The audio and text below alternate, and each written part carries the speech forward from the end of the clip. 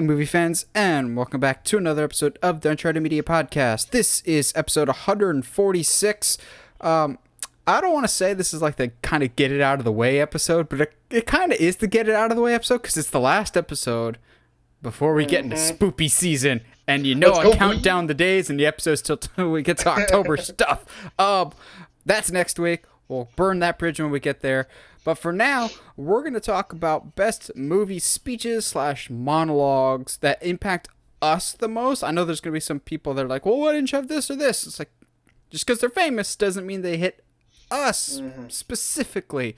And also, specific speeches are kind of hard to do. That's why we kind of open it up to monologues. So we kind of have the parameters of any big, heady, weighty, dialogue heavy scene that's primarily carried by one individual will be considered for today. Dramas, even some comedies, all things are considered for this list today. But first of all, Josh, how you doing today? And way to rock some merch there, bud. Hey, thanks, man. My Uncharted Media shirt came in, and I'm really, dude, I'm like, and you and I were talking about this before we got on here, but I am honestly super surprised with the quality of shirt TeePublic is giving. Like, I got two shirts. I got this one. I got another super nerdy shirt from them, and holy cow, they fit great. And like, this is not like the sponsor. Like, this is not a plug. I'm not being paid to say this. Like, it legitimately like a very comfortable shirt, and I'm probably gonna be buying more from them soon. I am doing perfectly great today. I had a great night's sleep, had a good BM. To quote to Men in Tights right there. Yeah. I literally, like, almost every morning that quote hits me in the head like every now and then. I can't stand bad news. Bad news. Had a good night's sleep, had a good BM. Don't ruin it with bad news. Well, what are you going to tell me? Well, frankly, sir, it's bad news. Well, maybe if you tell me good news and the bad news in a good way. It won't sound so bad. We're gonna go down to I can literally quote that whole scene. Why are you laughing? This is terrible news. Oh man, good stuff. I'm actually kind of proud of us right there. It's been a pretty chill couple days. I always have 2 days off, so I go 5 hard and then 2 days off. So I've been rocking them hard. I lost my wallet for like a whole hour yesterday. It was just fell out of my pocket when I went to the bathroom. I'm in the same boat, man. So I think this is the first time I've ever gone on record saying this, but there was a time in high school that I genuinely lost my wallet for maybe about 4 to 5 months. Jeez, dude. Like, in your high school, you're not spending a whole lot of money. Yeah. But it like dropped on the side in my car somewhere, so I'm like, well, I have no idea where it is. I did eventually find it in my car, but I'm just thinking, okay, how far in life can you get without your driver's license or a credit card or whatever else? In high school, you can get away with it for quite a while, apparently. Yeah, just don't get pulled over. But I remember leading up to it, my family and I were going on a trip, and my parents were like, all right, and then just remember you need your driver's license. And I'm going, sure, yep, I know where that is. It's in my wallet. They didn't know I lost it. And I'm like, oh, okay, it'll show up somewhere. But I'm sure it will. Yeah. But Josh, are you watching anything good lately? Oh, you're just watching stuff then. So I haven't really watched much. That is because I've been trying to slog my way with my dad through season 3, the final season of Enter the Badlands.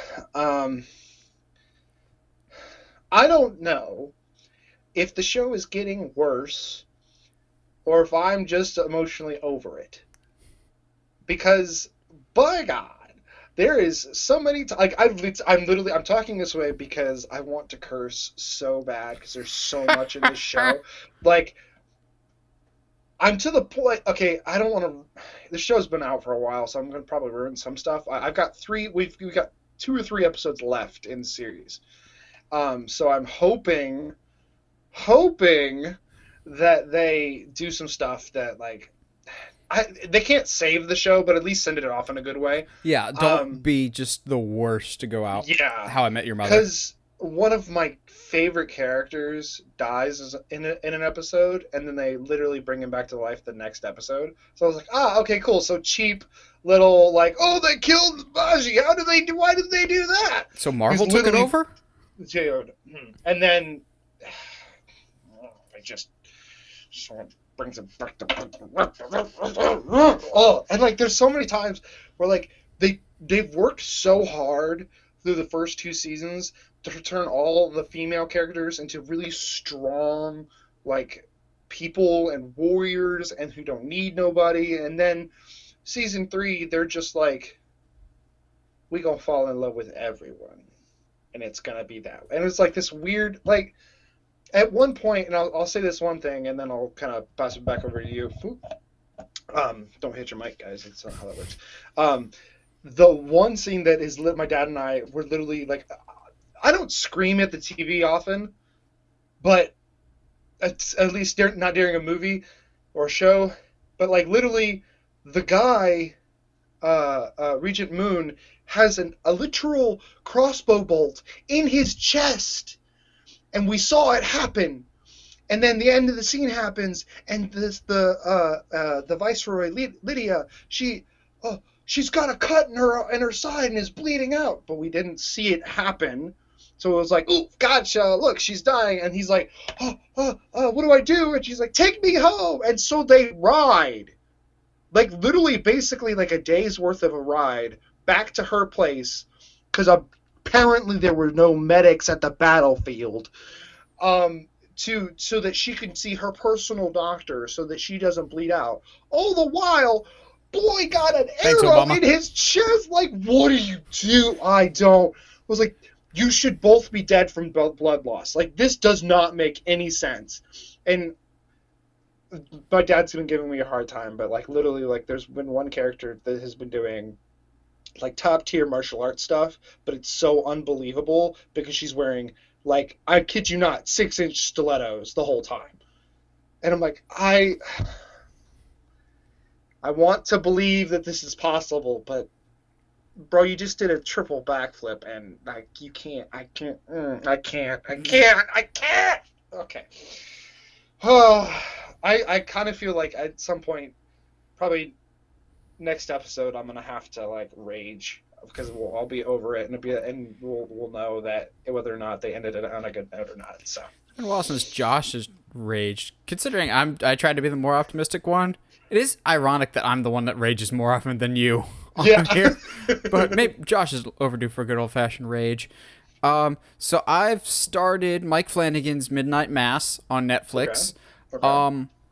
Do not go into it expecting a horror series or anything similar to what he's done before. I like it so far, but it is drastically different than his previous stuff. It is definitely much more of seeing the social implications of radical religion, basically. Of, like, it's a small town with one Catholic church, and you've got some people that are very traditional in that religion and that way of life and very much stick to their regime and their regiment, combined with some weird stuff that's happening around town that, at least so far in the first 3 episodes, isn't really dealt with a whole lot. Like, there's little teases at the end of every single episode just to remind you, oh yeah, there's some spooky stuff happening, but as a whole, it's definitely more of a drama than a horror series, and I don't mind it. I like it better than Bly Manor so far, but it all depends on how it sticks the landing. And I think I have much better time with this than Bly Manor because since it's so different than Hill House, I'm not comparing it to Hill House constantly, and the story is so different, whereas Bly Manor I felt like was just kind of the leftover pieces from certain Hill House storylines that he wanted to go with. Whereas this is so different that it doesn't bother me as much. Great performances all around. So I'm sure by next week I'll have it done because there's only 7 episodes total. They're all about an hour each. It is different, but don't go into it expecting a horror series. It's definitely more of a drama than anything else. I also watched the Jessica Biel Texas Chainsaw just because. I don't know. You hate yourself? Is that what this is? No, I have those moods where you're just like, I kind of want some background horror of like some some brain dead horror. Yeah. Of like yeah. just put it on. And honestly, as far as remakes go, I've seen far worse. Like I could have fun with it at least, and she wasn't a bad protagonist. It wasn't awful. Then again, I don't particularly care about a lot of the Texas Chainsaw Massacre franchise. The first one is okay. Even the first one is just fine to me. Like, I've never really got the appeal of it. Leatherface has never really scared me. But this was fine and enjoyable. And then the one that's going to surprise Josh that I've never seen, I watched the first 2 Scary Movies. I've seen bits and pieces of the second one. But I hadn't seen the first one at all. Okay. The first one I think is fantastic. Having now seen I Know What You Did Last Summer and Scream, like, it does such a clever job of parodying those. But then the drop off is so immediately noticeable. Even just going to the second one, you're just like, oh, so you're not even trying to spoof anything anymore. You're just doing gags from scene to scene. Like, I get that you're spoofing The Haunting in the second one, but the first one at least like tried to play up the tropes from I Know What You Did Last Summer and Scream. And I got a bone to pick with both Scream and Scary Movie. Scream, how is it the Scary Movie, the comedy, has the better and more logical plot twist at the end with having Doofy be the actual killer? And I'm going, wait, looking back on Scream, that actually would have made a whole lot of sense and actually something I would have preferred going. And then they like spoof the usual suspects. I'm like, but knowing what we know about Scream, that actually would have made sense and probably would have been just as good, if not a better ending to have a third killer. Like, come on, what the heck? But 2 is infinitely more quotable. Oh, like with the little let me hand. get it with my strong hand. You can't. There's just so much in 2 that is so genuinely funny that it's like when the couple. Okay, look, you're talking to the guy that watches Jackass movies for fun, because I think they're absolutely hilarious. Okay, but like when the couple's like, oh, don't let the we'll both just walk around the sign, not split, but if you split, it's bad luck. And this other couple's like, whatever, and doesn't immediately get smacked by a bus. It's like, come on, that is classic slap. Like, I can't. I don't like. I will give you that the quality drop off definitely keeps going. After, oh god, yes, I've seen clips of 2. 5 and I'm going, what the heck is this? 2 for me is like quintessential, like top like parody humor, just because they don't even care. They're like, you know what, let's take this movie and we're gonna do whatever we want with it. Like, why not? And 2 has Tim Curry. Let's not forget about that. Dude, he's so good. There's just the running the little, I think it's one of my favorite joke lines of between the guy in the wheelchair and the guy with one with the messed up hand. And it's like, oh, would you like me to give you a hand? Oh, yeah, of course. Do you want a standing ovation? I love it. I will still lean more towards the first one because it's still at least trying to spoof something in particular as opposed to just random clips from here and there. But then again, maybe it's just because I like I Know What You Did Last Summer and Scream a lot more than I like Owen Wilson's The Haunting. Oh, wow. And it's not really spoofing that super no, it's well. Not at all. It's just a comedy. But also, I will say, Scary Movie, both of them, did not wait to see if certain references would stand the test of time for them to be in the movie. Like, as much as I laugh because I know what they're acknowledging, if kids nowadays watch the original Scary Movie and a stoned Ghostface calls somebody, "What's up?" kids are not going to know what that means. That is so dated. There's so much dated humor, but it's whatever. There's certain touches in the original Scary Movie that I'm like, oh, you were paying attention to the details here. I'll give you that. I'm trying to remember what it was, but there was one part in particular that I actually laughed out loud hard, but I can't remember what it is now. I'll stop at 2 though. I won't venture past that. I'm not gonna blame you on that one. I think 2 is a good one just because I think a lot of people our age like reference 2. Oh yeah, and a lot. One is just good. It's just so good. Let's get into the news, shall we? Let's do it. Kicking us off with the news this week is one that kind of came out of nowhere because it seems like well, I get the sense that like there's some high-powered lawyers or whatever that just kind of weren't paying attention to their calendar and just went, "Oh crap, that's today, isn't it?" As Disney and their lawyers are now suing the heirs of certain Marvel characters so they can retain creative control. So it's a little complicated, but the basic gist of it is the comic book creators, the heirs of those creators, like the children of Stan Lee, the children of Jack Kirby, Steve Ditko, etc., are basically claiming that, hey, after this certain window, since our parents created these characters, they belong to us. Characters like Spider-Man, Doctor Strange, Black Widow, Iron Man, all these characters belong to us now. So Disney obviously has a lot to lose with this, and they're countersuing basically and saying, no, you don't have the rights to this. I am no legal expert here, and I'm not even going to try and pretend to be, and I don't fully comprehend it, so we're going to try and translate this to you as best as we can, but again, I, and especially not Josh, are not legal consultants. Whoa! No, neither of us. I can give you all kinds of legal advice. Neither of us are legal counsel in this situation. Yeah. All we can do is throw up this fun graphic with Mickey with a gavel. Sue him! Do that! Just go with that!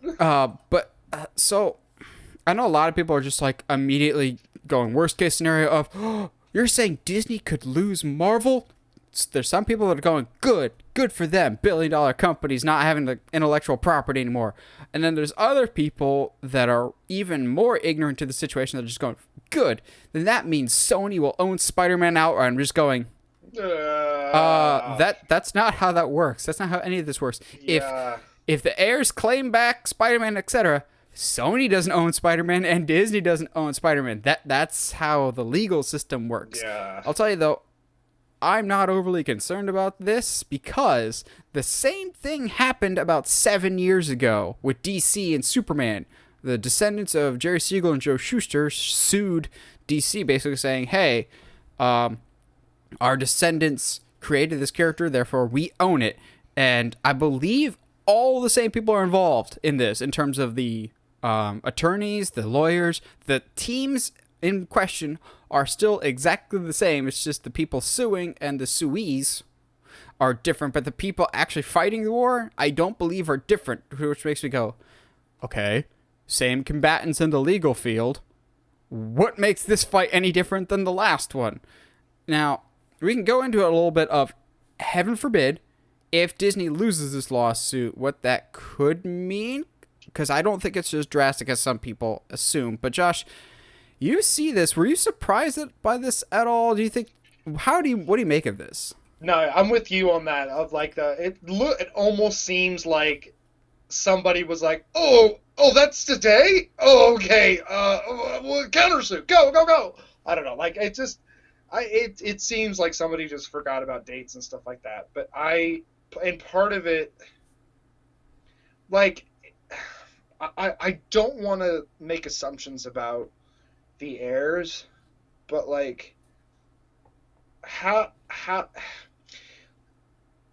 it feels really arrogant to look at what these companies have done for the comic book industry, for the comic book movie industry, regardless if you like the movies or not. You're still getting those characters in front of more people, and your response is, yeah, no, I want to own those. Those are, see this piece of paper, it says I rightfully own them. They're mine. It doesn't make sense to me. To me, it like, well, okay, why do you have to take away the creative freedom or the creative ownership of that? Why can't you just be like, hey, like, because we are the family, we do deserve like royalties or a cut or something. I think like that's that. more what this is about. Yeah. I don't think if something happens here, I don't think Disney would lose the rights to keep making stuff in the MCU. I think this would be more of the heirs going, these are multi-billion-dollar franchises, we want a cut of this. So I see if this happens, which I don't think this will happen because Disney has the highest level lawyers they can afford, basically. They're the best in the business. Except when it comes to Scarlett Johansson, you're going to lose that battle easily. Go ScarJo. In this case, Disney's probably going to win this one just because it was, you guys worked for Marvel, so the property belongs to Marvel, not the individuals that make it type of thing. That's just how businesses run. But if the heirs get the rights back to these characters, what I see happening, I know some people will be like, it's theoretically possible that Thor could show up in a Superman movie or Spider-Man could show up in a Batman movie. I'm going, I don't think so. I think it would just mean the heirs own the rights and they can license it out to other people like a Disney or like a Sony, to the point of, the heirs could be like, you can keep using your characters, but we want 10, 20 million each movie that you use these people in. I think that would be the only real difference. The heirs would now be getting a cut of it, basically. Yeah, which is still a little like shady. Of like, you're coming forward now. Okay, cool, whatever. Granted, I don't know how the copyrights terms have been working and how all that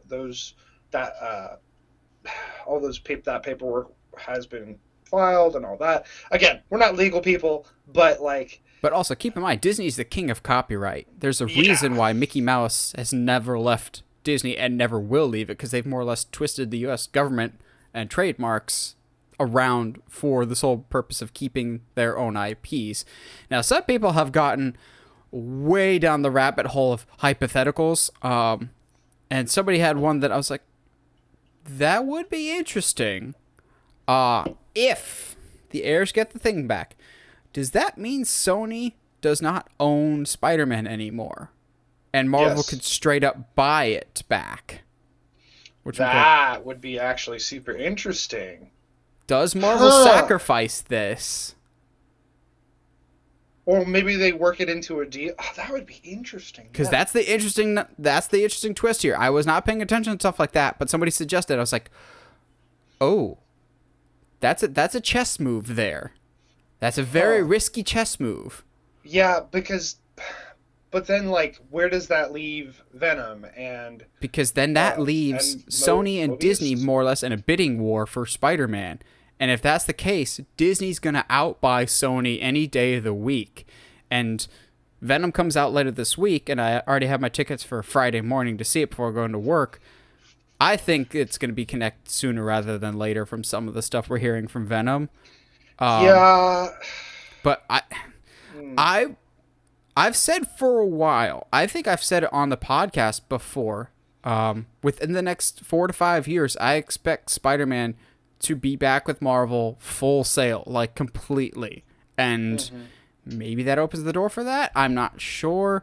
But I don't think this is as serious as some people are making it out to be. I think people just read the headline of Disney may lose control of their characters. And like, yeah, there's no way, bro. No, it's like saying Disney might lose Mickey Mouse. Yeah, there's a 1% chance of that happening, but there's a 99% chance of it not happening. I think it's just one of those easy click headlines that people have been falling for. I'm going, Disney's legal team, we've been through this before with Superman. I don't think anything changes this time around.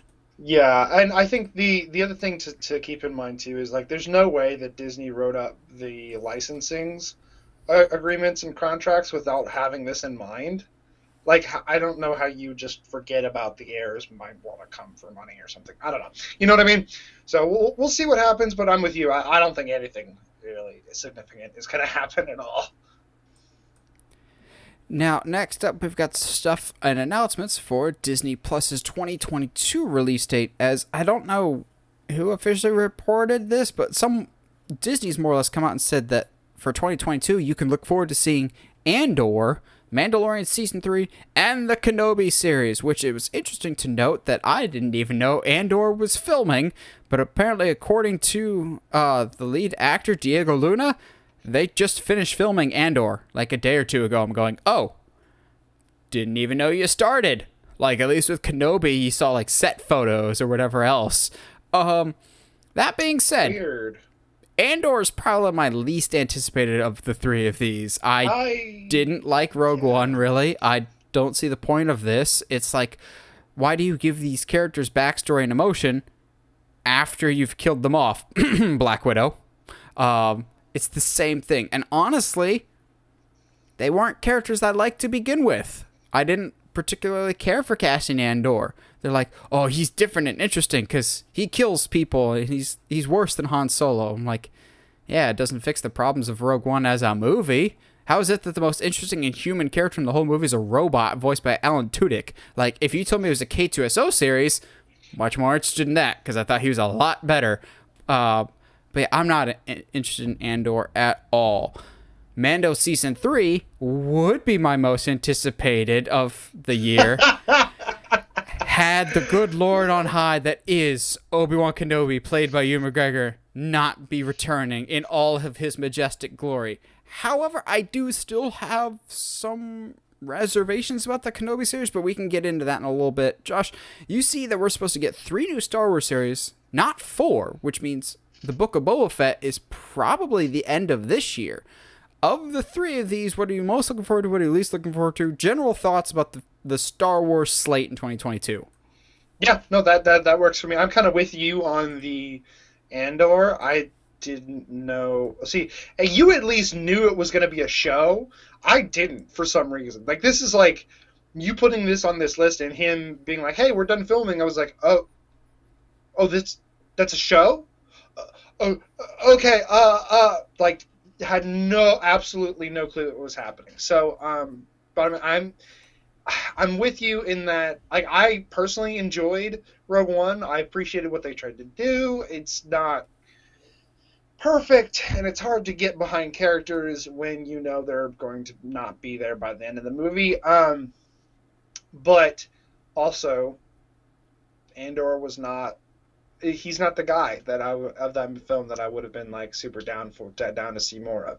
So we'll see what happens.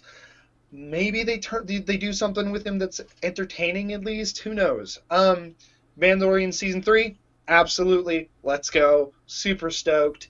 Kenobi got me good. Okay, so here's the thing. This is how excited I am for the Kenobi series. I got duped again. Dude. Again, I got duped. It was like, hey, teaser trailer for Kenobi. And I was like, ooh, okay. And I don't know what movie he was in that was like sand-based. The Last Days of Jesus. There you go. So something like that. I don't know if that's the specific title, but yeah. Scenes. Yeah, it was a bunch of scenes from that. It like intercut with some scenes from Rogue One, like him being on Jakku and stuff. And I was like, oh, that would be interesting to see. You know, maybe he was on, and like just going through this whole teaser and like being like, oh, this is so cool. I don't know why his hair is a different color and why everything else is a different color. This is so weird. And then like I looked down in the description and it said fan made teaser. I was like, no, oh, so mad. This is like, for those listening, I got duped. What was it for No Way Home. No Way Home. And it was literally like it opened up with a couple scenes from the other Spider-Man movies, and then hit me with a Rickroll, and I was like, "Dick, gummit! All right, fine." Now the one that always makes me laugh, I'm going, "Are you people really that dumb?" Is every couple months I'll see circulating on my timeline people sharing the quote-unquote High School Musical 4 trailer, and I'm going, guys, if you're watching this, look at this. They're blatantly just using footage from the old movies. This is not a new trailer. Y'all know what fan-made trailers are. So I'm excited for Kenobi. Yeah, absolutely. It's no secret, this is like the top of my list of things that I've been asking for and clamoring for basically since we started this channel. I remember being basically the boy who cried wolf of, a Kenobi project's happening, back when it was supposed to be a movie, but then the Boba Fett movie got canceled, Rogue One didn't deliver as much as they were hoping for, then Solo was Solo, and then they scrapped all the Solo movies, which was going to be Kenobi, then it got reworked into a series. So we've been following this for a very long time. I still have some reservations, though. As soon as they said Hayden Christensen will be back as Darth Vader, I'm going, that I think kind of goes against the timeline, doesn't it? Because we were led to believe in episode 4, when I left you I was but to learn, now I am the master. Like, it seems like they had not seen each other since Mustafar. I'll be very curious how they will address that. And also, I've made no qualms about how I think Aiden Christensen is a terrible actor. And yes, he had terrible dialogue he had to deliver, but I've seen him in other things, and I still don't think he's that great of an actor. Maybe this show can redeem him, like it redeemed Boba Fett. Don't come at me. Boba Fett was just a lame character in the movies before Mando made him awesome. Season 2, yeah. He wasn't interesting in the original trilogy. Sorry, he looked cool, but he didn't do anything. So maybe that exact same thing will happen here to Darth Vader, to Hayden Christensen. My only concern is don't make this too much like Mando, of an outcast that has to take care of a young person of some generation that's strong with the Force and protecting them from Imperial forces of some kind. Like, there were some early reports that may or may not be credible, so I don't know if I want to believe them or not, but there's some reports of reshoots because the show felt too similar to Mandalorian, but I don't know if I believe that, just because from the looks of it, show-wise, Kathleen Kennedy has really been hands-off with the shows, which is probably why they've been really, really good and coherent storytelling-wise. But what? Outside of Visions. Yeah, I'm very excited for this. I'll be curious when we get this specifically, maybe summertime, but as a whole, this slate looks really, really good. That's nothing to say about Mando Season 3. Mando so far has been like the reliable horse for Disney+. It was there at launch. It was the best thing available at launch. Season 2, for me at least, I thought was even better than Season 1. And there continues to be, with Mandalorian, this story escalation. The first one was very much about a lone gunslinger basically redeeming himself for his previous actions and becoming more or less going from an anti-hero to a straight-up hero. And the second one, we seen the expansion of the galaxy with Ahsoka, with the glorious Luke Skywalker scene that reduced grown men to tears, even though I think it would have been better if they used the Force theme during that scene, but whatever. I think they're going to keep doing that with Season 3. I think Season 3 will be the start of even bigger things. There have been some rumblings that going forward, Filoni and Favreau might be not retconning the sequel trilogy, but inserting new stories in between Return of the Jedi and The Force Awakens to kind of get fans what they were kind of hoping that the sequel trilogy would be. And I would not be surprised at all if Mando is the start of that. We get more Luke, we get more Han somehow. I wouldn't be surprised if they continue to evolve and grow the universe. Like, think of Mando as essentially the Iron Man of this new Star Wars universe. He's the foundation that everything else will be built upon. And if that's the case, and if we continue the quality that Mando has been, sign me up, because I absolutely just love what they've done with Mandalorian.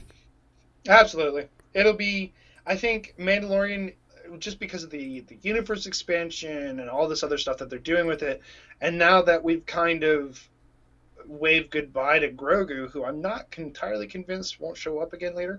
I'm sure he'll be back for Season 3. Yeah, I'm sure. I would think. A part of me almost doesn't want, because I think going into the season finale of Season 2, I was very much like, okay, let's wrap this Grogu thing up, and so that Mando can go on another set of adventures. But I don't know what that's going to be, especially now that Boba Fett's going to have his own series. So it'll be interesting, to say the least. I think one of the only things that I'm really worried about when it comes to Kenobi, and I just had this thought, so I wanted to make sure I shared it. There's a lot of stuff that happens in Rebels that involves Obi-Wan and Darth Maul, and I really hope they don't try to recreate that. I don't think they will. In live action. You know what I mean? That's my complaint. As much as I loved Rebels, what they did with Rebels, with how they had Obi-Wan and Darth Maul face off one more time, I was really hoping that was going to be in a movie or a show instead. Yeah. Not to disparage Rebels at all. I think that was a brilliant show and a very underrated show, I think, because too many people saw it as just for kids, or that animation style wasn't for them. But especially that final season, like what happens with Kanan, still will just emotionally wreck me. And other stuff that happens in it. I would have loved if you told me the plot of the Obi-Wan series was Obi-Wan versus Darth Maul one more time on Tatooine. Yes, please. But how they did it on Rebels was perfect. I just really wish we could have got that in live action form instead. Yeah, yeah, I agree. But I do think there's a part of me that wants to believe that the Kenobi series slash movie was not even in the works at the time, and so they didn't know if they would ever have that opportunity. So it did feel like a very good, like, timeline wise, it felt very perfect, like, to slide that moment in right there. So I don't know. We'll see what happens. I'm excited either way. As far as Andor goes, I'll wait for a trailer to get any kind of excited. Well, to go from things we're very excited about to things, as of right now, I couldn't give two squirts of piss about. Because, God, I hate this franchise right now. But it's worth noting, because I'm sure somebody will care about it. Fantastic Beasts 3 now has a title, and it sounds like it's straight from J.K. Rowling's Twitter. Fantastic Beasts, The Secrets of Dumbledore, releasing April 15th, 2022. Apparently this thing is done filming. What's another one of those I didn't realize they were filming. But also, God, that's a terrible title. Like, that just sounds like Tumblr fan fiction, doesn't it? But also, what J.K. Rowling has done to Dumbledore ever since the series has finished sounds like bad Tumblr fan fiction. I would be excited for this as a really big Harry Potter fan if I had not already seen the two previous Fantastic Beasts movie. I've come to terms, at least with the first Fantastic Beasts and where to find them. That's fine. I can at least watch it, but even then, I think that's lower tier Wizarding World. But oh my good God, Crimes of Grindelwald is in the discussion for the worst movie of, what was it, 2019 or 2018 that it came out? That was easily one of the worst movies I've seen that year, and one of the worst movies I've seen in theaters. I absolutely hated that movie, and it really just killed all excitement for me going forward for this franchise. And the fact that you've just so thoroughly just tarnished the Wizarding World so quickly. It's only been 2 movies, and you've completely just alienated so much of your audience, whether it was through the Johnny Depp thing, which we're not going to get into it here, but that in and of itself, no matter what side you're on, of whether you think they should have gotten rid of Johnny Depp or whether they should have kept him, like, that obviously is going to have a lot of baggage with this movie. Johnny Depp being replaced by Mads Mikkelsen, which, if you're going to replace him, I think that's good casting, but the reputation of the previous movie, the reputation of J.K. Rowling, which even since Crimes of Grindelwald has come out, has really been tarnished even further. I don't see this movie doing well. And again, it comes down to this whole, we've got 5 Wizarding World movies that we're planning. I'm going, never put the cart in front of the horse, Dark Universe. Should remind you of that. So I've never understood them going, all right, we're going to make 5 movies off of material that has not been written yet. Like, making 7 or 8 Harry Potter movies, that made sense, because there were 7 books that, even before she wrote all of them, J.K. Rowling had a plan mapped out from point A to point B. I genuinely don't know where the roadmap is for these movies. Like, at least with Harry Potter, you knew, okay, by the end of it, Harry, being the grown adult, has to face Voldemort. That's the end game. I would think the end game here would be the legendary fight between Dumbledore and Grindelwald that they talked about all the time in the movies, in the early movies, that basically made Dumbledore famous. Then why is Newt Scamander there at all? Why have we focused so much on him? This, at least for me, maybe I'm overreacting here, but the title, calling it Secrets of Dumbledore, just seems like even more of a hard pivot away from Newt Scamander to, okay, you guys really are not responding to this Fantastic Beasts stuff. We need to go back to what you liked, which is kind of what they did with Crimes of Grindelwald. We're setting some of this in Hogwarts. You're going to have certain characters. Whether they make sense or not, why is McGonagall here before she's even born? But continuity be damned. I don't care. I won't watch this movie. Like, they could have the greatest trailer in the world. I'm not seeing it. The last one was just that bad, and there's so many other reasons. I'm just like, why? Why do this? Unless you told me there's a completely new creative team, then I might be interested. But the fact that J.K. Rowling is still writing these, the stories have not gotten any better. In fact, they've gotten worse. There seems to be no roadmap, and that's not to say anything of the other controversies with this. Am I blowing this out of proportion, Josh, or you just don't care? I think I'm gonna try to be a little bit more positive with this because I think I personally enjoyed Fantastic Beasts and Where to Find Them a lot more than you did. To me, I think it opened the door to a lot more magical adventures that weren't Harry Potter related, still in that world, and like just the idea that there's all these different creatures, and like I personally in that first one really enjoyed Newt.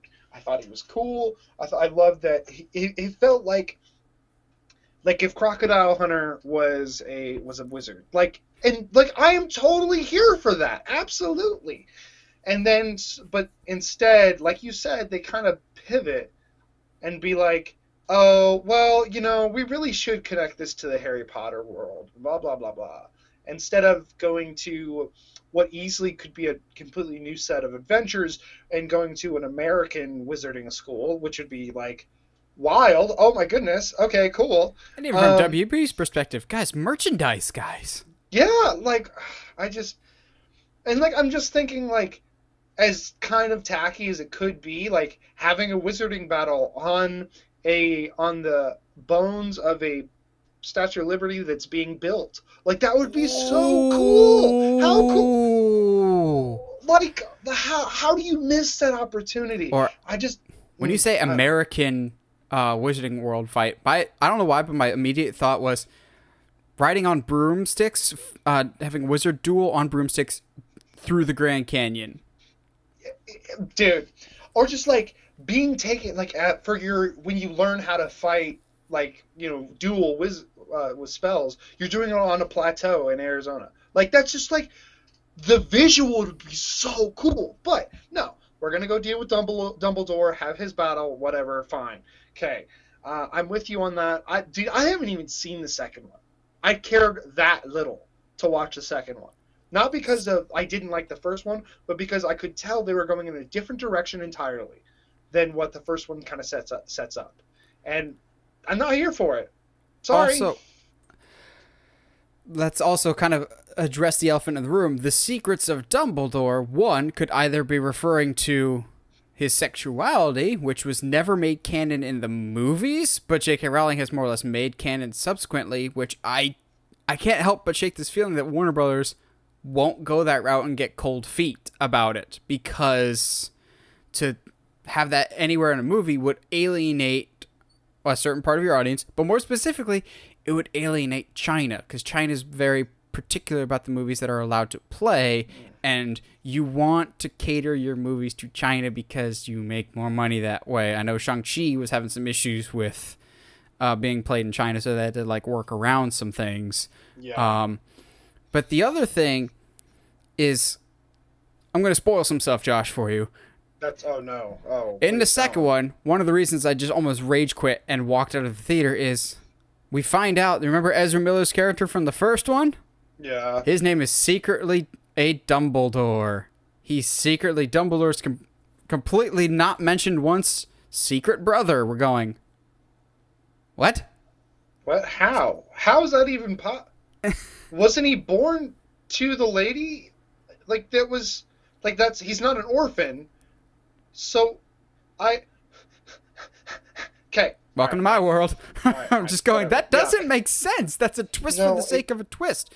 So it could either be that, it could be the relationship with Grindelwald, which I'm just going, I wouldn't mind that entirely, but I don't think Warner Brothers has the guts to go all in on such a potentially controversial story angle, because there's a lot of parents that don't know the extended lore and just know the movies of Dumbledore, and then all of a sudden to have this, what would be perceived as a massive retcon, I think might cause quite a bit of controversy. Whether you think it would or not, I don't know if Warner Brothers would be willing to go all in with that. There's a lot of landmines with this movie that I just don't see at least one of them blowing up in people's faces here. Yeah, and like JK has not done herself any favors. She's one of the other people. I have like a list of people that should just stop posting on Twitter or anywhere. Wizards don't use bathrooms; they just poop and use magic spells to get rid of the poop. I'm going. Like, there's bathrooms in Hogwarts, though. What are you talking about, bro? Like, we literally take the sewer system to get to the Chamber of Secrets. Like, what? No. And then, like, I mean, I don't want to go into detail, but a lot of her, like, incredibly homophobic stuff and transphobic stuff, and it's like, guys, you can't just, like, I don't know, man. There's so much that JK is doing, like, absolutely, you got to give it to her for the 9 movies Harry Potter movies that are made. Fantastic, beautiful, great. Well done. I'm always going to have an issue with Snape, but whatever. There's the running gag on the internet that if you want to beat a wizard, just be in better shape than him, because nobody lifts in that world at all. But I think I get more and more upset just because Fantastic Beasts was Where to Find Them. The first one was like genuinely like a magical experience for me of like, oh, there's other creatures, and like, oh, that's so wild. Let's have this discussion about, like, it's one of the discussions that the Witcher books have of like, okay, so at what point do the creatures become the endangered animals and the humans become the monsters?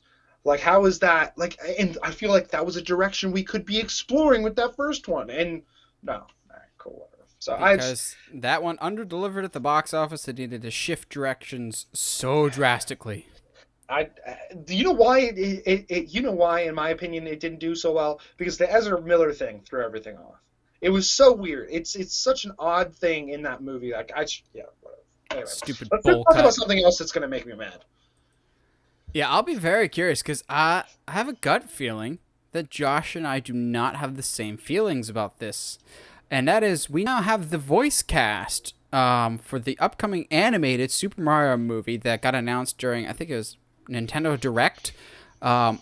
So we've got names like Anya Taylor Joy playing Princess Peach. You've got Charlie Day playing Luigi. But the one that's getting everyone up in arms is Chris Pratt as Mario.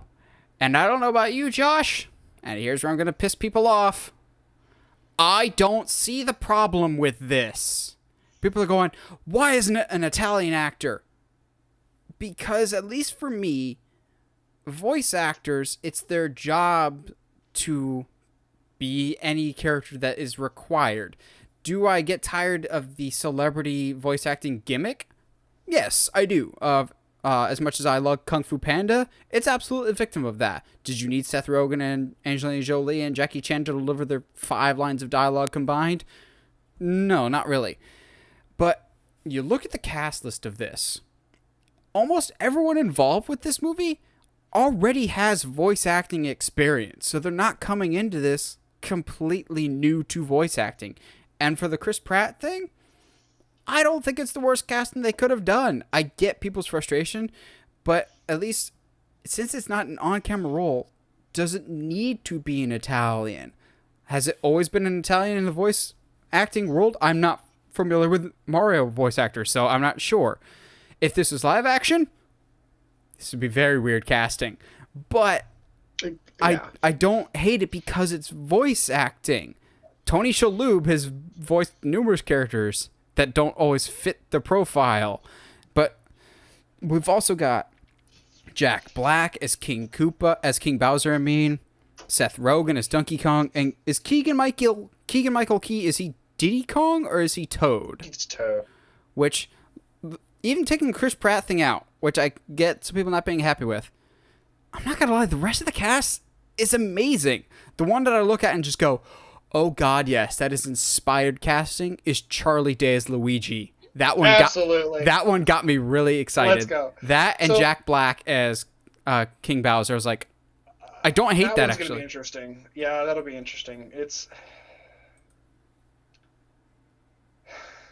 I don't know how to feel. So my thing with Chris is not necessarily that like he's not Italian. It's like that. I'm with you on that. Like, it's voice. If it was live action, yeah, I'd have a pretty big problem with it. But my problem is I just can't see it. I mean, when you have the cast and Anya Taylor Joy as Peach, which already makes sense in an animated sense, but if it was a live action, that's who I'd want as Peach anyway. So like, absolutely. You want Charlie Day's Anya Taylor Joy and everything, though. That's because she's great. She is great. She's pretty great.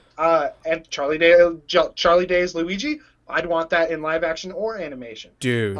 Jack Black as Bowser, I'm a little iffy on that. I love Jack Black, but I just don't want Bowser to be too comedic. But then again, I guess this is a Mario movie. He kind of is. Bowser's kind of an idiot. Yeah, so I don't know. I'll keep going back and forth on that. Seth Rogen as Donkey Kong, I think, is perfect.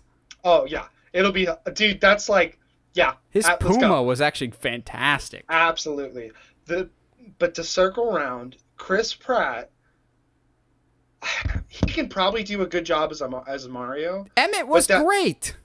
But like he probably could do Mario, but I just can't. I guess I think the thing that to do when it comes to voice casting is always like, oh, I get that feeling, like, oh, okay, cool, yeah, that makes sense. Like Charlie Day is Luigi, like, yeah, that makes sense. Chris Pratt just feels like we need a big name that has voice acting experience. So let's have him do that, because we don't know. Because the last time we did a Super Mario movie, it didn't go so well. So it was a live action form. This is different. I know, but you can totally see studio execs having that, like, well, the last time we did this, it didn't go well. So we need to put a big name so people know, oh, hey, we should go see this. Even though, I don't know, man. It'll be interesting to say the least.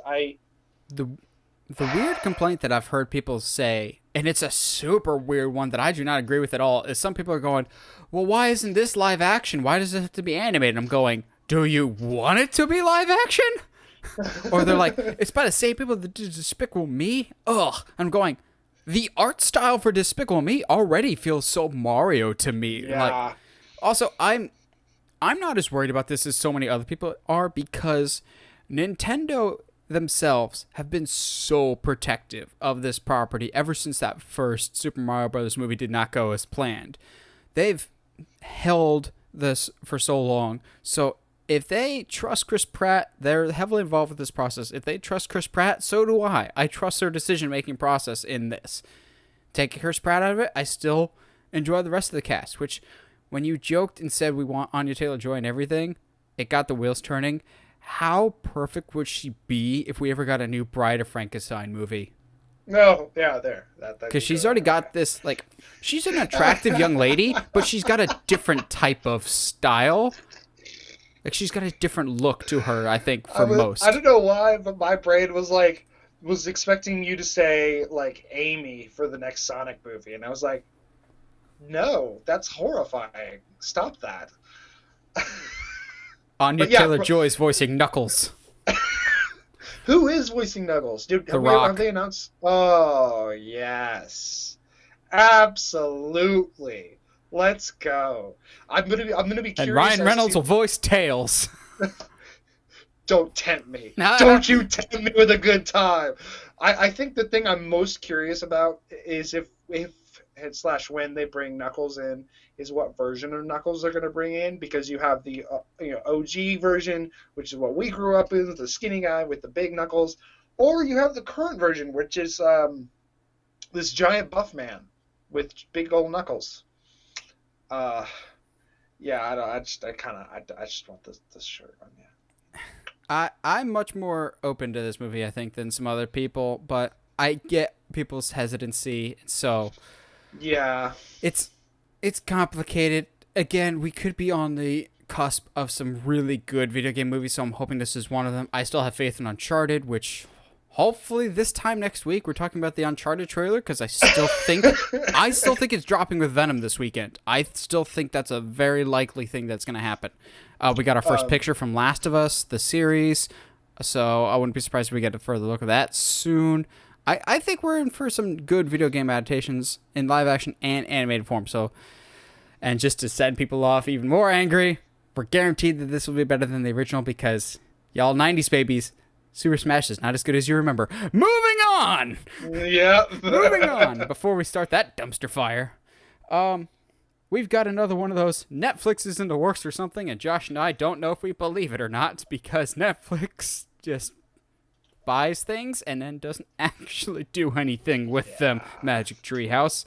But Netflix has just acquired the entire catalog of Roald Dahl books, and they're planning on making it into its own film and TV universe. So that includes titles like Willy Wonka and the Chocolate Factory, the BFG, Matilda's a Roald Dahl book. James and the Giant Peach. James and the Giant Peach, The Witches. I would think this is cool, but Josh and I always harp on this. Netflix, you announce things, and then you actually don't do anything with them. And also, when do you have the foresight to build things? More than anything, you would do 3 or 4 great seasons and then just go, okay, guys, that's all. We're canceling this because we would have to pay you more. However, I don't think this is out of left field, because if you remember, Josh, a few months ago, maybe even a year at the rate we're going, they announced Taika Waititi was doing something Wonka related, to which I said then, and I'll still say it now, God, he would be perfect to play Willy Wonka. Because he's kooky and weird, but you don't know if you always trust him, but you like him anyway. So I think he'd be perfect for Willy Wonka. This isn't surprising, but I don't know if I ever saw Roald Dahl books, though, as shared cinematic universe quality. Like, I don't need James and the Giant Peach to cross over with Charlie and the Chocolate Factory. Charlie and the Giant Peach. Like, I think that'd be interesting if all of a sudden the peach crashes into the candy factory and they have to figure out how to get it out, or Charlie's chocolate-covered peaches. We're being attacked. The giant peach is falling from the sky. We don't know what to do. And the spider lady attacks Oompa Loompas. It's all out warfare. Bro, and then that's like the opening 5-10 minutes, and then we flash to like a Terminator style movie of like James and the Giant Peach versus all of the Oompa Loompas. Like, oh, perfect. They're like, the end of the world started with the fall of Willy Wonka. Anyway, It's narrated by Grandpa Joe, who just looks like Sarah Connor. He's got the thing. He's got a gun that shoots melted chocolate. I didn't know this is what I wanted. We're going off the rails so quick. No. Honestly, if you're gonna do a shared universe, this is what I want. Sorry. No, because to me, like we always say when Netflix announces something, I'll believe it when I see it, bro. I'll believe it when I see it. Because Narnia. I'm still waiting on Redwall. Narnia. Gosh, there's so much. They have such a bad habit of announcing stuff and then not doing anything with it. So I'll believe when I see it. And also, a shared universe? Really? Okay. One thing I could see would be like an anthology show. So first season's let's say 10 episodes, and you do a different book every episode. They're not necessarily connected, but they're their own story, and you get to take your time with, or take 3 episodes and tell Willy Wonka and the Willy Wonka and the Chocolate Factory. Wow, Willy Wonka and the Chocolate Factory. There it is, got it. And just do that over 3 episodes. How cool would it be to actually be able to spend time with the emotions of every character in Willy Wonka? Absolutely, sure, go for it. James and the Giant Peach, seeing that over two episodes spiel would be fantastic. But I don't see it being a shared universe. That would be very, very odd. What I could see by shared universe is maybe Netflix. It's sacrilegious to say, but I know we're getting new Wonka stuff. Maybe Netflix reboots and does a remake of Willy Wonka the Chocolate Factory, and spinning out of that is an animated kids show about the Oompa Loompas and their native land, and you show not the Hornswoggles. That's someone different. Although, stop. Cast Hornswoggle as an Oompa Loompa. The leader against the Giant Peach Revolution. Netflix, you will win me over. Like Mace Windu, if what you've told me is true, you will have earned my trust. If you have the guts, y'all, if you think Willy Wonka and the Chocolate Factory is weird and bonkers, wait till you read Charlie and the Great Glass Elevator. If they turn that into a movie with evil strawberry people, that, there's a lot of weird stuff in Roald Dahl books. The man was great with kids' stories, but at the same time was a little bit weird himself. Or maybe like we get a new Matilda where she's the headmaster of the school now as an adult. Oh, I would love a Matilda reboot. Like, not to say that, like, the original is fantastic, but, like, updating it would be so cool. Have the girl that played Matilda to come back to be the teacher. Oh, my heart. Oh. Because, in the words of Zoolander, 90s nostalgia, it's so hot right now. Like, I'm sure Netflix wants to... They've already done that with He's All That and Fuller House. So, find other famous IPs that 90s babies will flock to and spend money on. iCarly reboot at Paramount+. Unfortunately, we will all still flock to it if it's done even halfway decently. But, again, we've said it before, Netflix will believe it when you actually do it, because there's been a lot of stuff that you've promised us, but you've turned us jaded.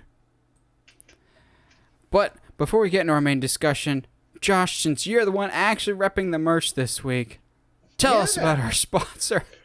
So if you want to support the show in any way, shape, or form, go check us out. The link is in the description. At tpublic.com, we've got shirts. We've got 2 shirts now. Oh, that's right. We can announce that today. We've got a tinfoil hat shirt. The tinfoil theory? Yeah. Shirt that just dropped, and we've got some more on the way as well. But you can put that you get hats, shirts, mugs, whatever it is you're going to use more of, but you still want to rep the Uncharted lint rollers. Is there really? No. Oh, I was like, bro, I'm missing out. All right. Uncharted Q-tips. I think it's funnier that to the idea that I would actually use a lint roller. More than a shirt. More than a shirt.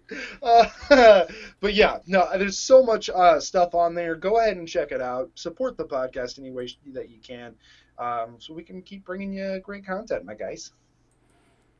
Well, that was a wonderful speech, Josh, but it won't go in the list of all-time best movie speeches. I almost thought about putting TV stuff in there, but no, I just stuck with movies. So this week we're talking about movie speeches or monologues. Basically, any scene or chunk of a movie that it's one character really just giving a whole bunch of dialogue all at once that really has to carry that momentum in the scene. This list is a lot harder than we thought. Primarily just because there's a lot of like famous scenes, but they just don't hit us. Josh and I were talking in the pre-show meeting of basically like, I know a lot of people always talk about like Dead Poet Society having some great monologues. Dead Poet Society doesn't really hit us. Either of us really particularly hard. Yeah, or like the You Can't Handle the Truth. Like that doesn't, I've seen the movie, it doesn't hit. The guy's still wrong. Like, sorry.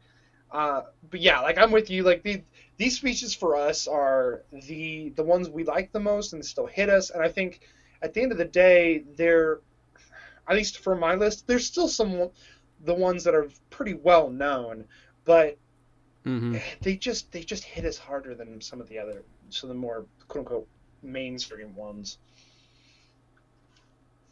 So I have 9. How many you got, Josh? I have 6. Well, I've got 9, probably closer to 12, just because I've got like 3 monologues from one movie in particular that I was just like, well, if I talk about that, then I gotta talk about that one. Oh, but then that one's good too. So let's get that one out of the way. The one that's got multiple entries, and I wouldn't be surprised if it's on Josh's list somewhere.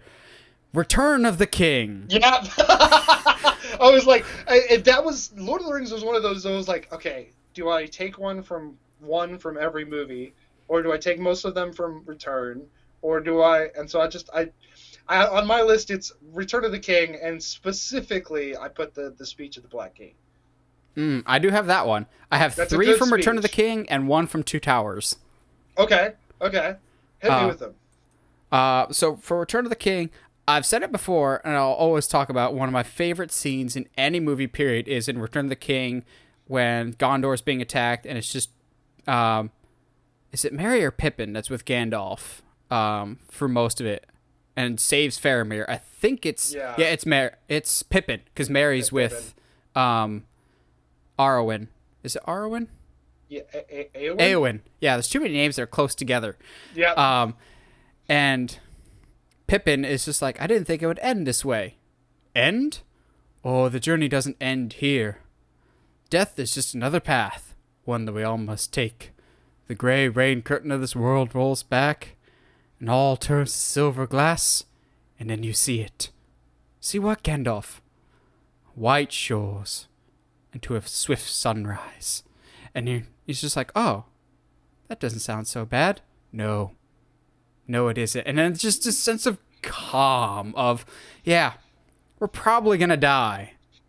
But knowing that death isn't the ultimate destination, the final destination, so to speak, it's just comforting. It feels almost more like dialogue from like the Shawshank Redemption type of like relaxing. You're like, oh, that's so good. And it's immediately interrupted by a cave troll pounding on the door. But it's moments like that make Lord of the Rings special, of even when it's in the big heat of the battle, there's still these wonderful character moments of just personalization, of character growth, of obviously Merry is the one character that Gandalf yells at the most, and he's the one that has this close bond by the end of it. It's so good. And then fantastic. And then a few scenes before it, I shouldn't probably done this in order. A few scenes before it, you get that amazing Gandalf and Merry think they're gonna die, and then they get interrupted by their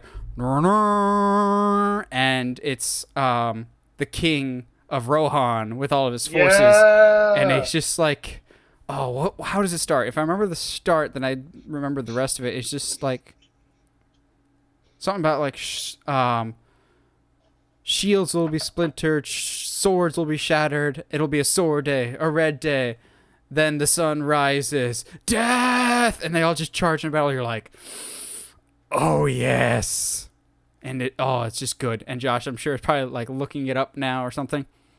No, yeah, just looking up some of these. I'm trying to remember speeches, because like they're just so good. I can't. And then obviously it's the one that Josh and I both have at the Black Gate. Yes, dude, so good. Like you can't. There's like you and I will always say, like, and I think we said this when we opened up. This is like Lord of the Rings in general has fantastic monologues throughout the entire series.